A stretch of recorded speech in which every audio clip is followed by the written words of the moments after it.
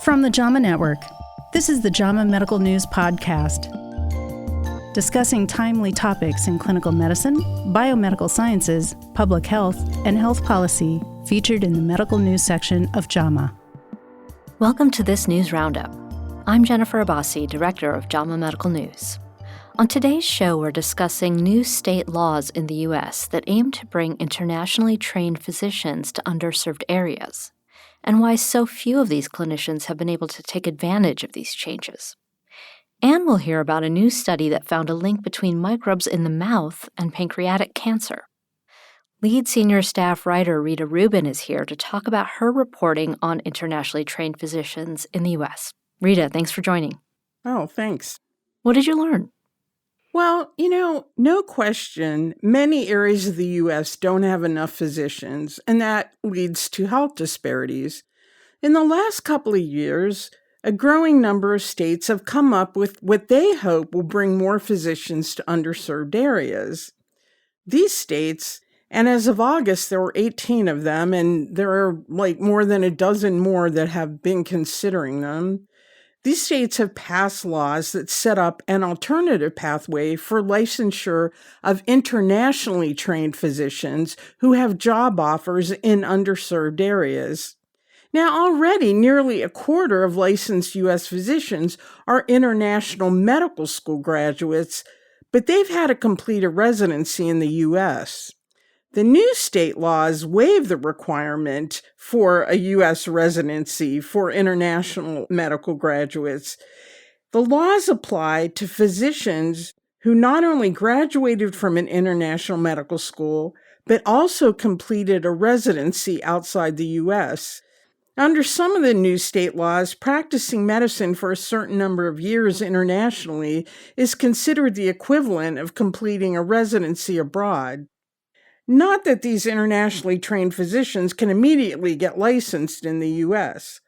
Now, while they don't have to have done residency training here, they do need to work for at least 2 years, and that varies depending on the state, under the supervision of a physician in their specialty before they can seek full licensure.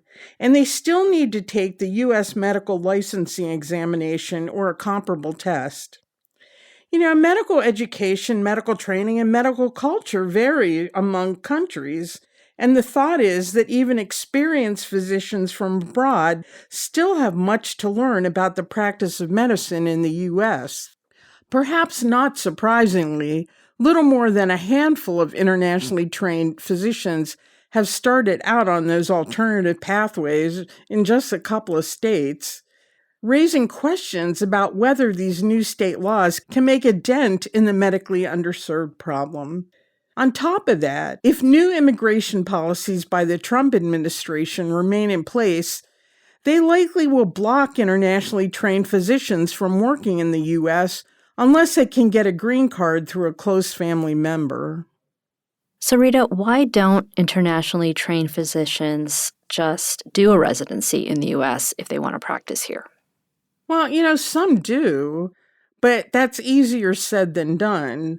For one, international medical graduates in general are less likely to match with the U.S. residency program than U.S. medical graduates. And for another, and you can't blame them, the prospect of repeating a residency in the U.S. may not be too appealing to an experienced internationally trained physician who's been out of medical school for years.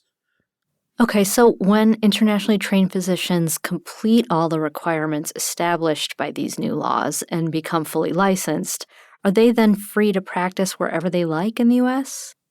Well, the short answer is no. The problem is that licensure alone doesn't open all the necessary doors for internationally trained physicians. Most U.S. hospitals and other healthcare organizations require that physicians be board certified. But now, only physicians who complete a U.S. residency are eligible to become board certified, although this is an issue that the American Board of Medical Specialties is looking into. All right. Thank you so much, Rita. Sure. We'll turn now to the oral microbiome and pancreatic cancer. Staff writer Samantha Anderer reported on a new study that found a tantalizing association between the two. Thanks, Jen. So, here's the backdrop. Pancreatic cancer has a very low survival rate and many unexplained risk factors. And previous studies have connected oral bacteria with various cancers, including pancreatic. The study I reported on, which was published in JAMA Oncology, used whole genome sequencing to analyze oral wash samples for more than 100,000 people who were 50 to 74 years old. The samples were collected in the early 2000s, and participants were followed for nearly a decade to see if they developed pancreatic cancer. The analysis revealed a variety of bacteria that were associated with increased pancreatic cancer risk, as well as some associated with decreased risk. One of the unique things about this study is that the researchers also identified certain fungal species that were associated with an increased risk of the cancer. The microbes linked to increased risk included P. gingivalis, a known periodontal disease pathogen, and fungi in the Candida genus, a group of yeasts that commonly cause fungal infections. In an additional analysis, the researchers compared the oral and the pancreatic fungal microbiomes in patients with pancreatic cancer, and they found the same Candida fungi in their mouths as in their pancreatic tumors. The researchers also created microbial risk scores based on 27 species. They showed that the higher the number of specific microbes present, the higher a person's risk of developing pancreatic cancer. In theory, the researchers told me the findings could be incorporated into screening for high-risk populations, which could potentially help to catch the cancer earlier.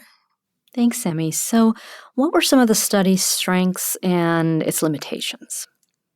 A strength was that the study had a very large sample size, and because it looked at fungi as well as bacteria, it gave a fuller picture of the oral microbiome.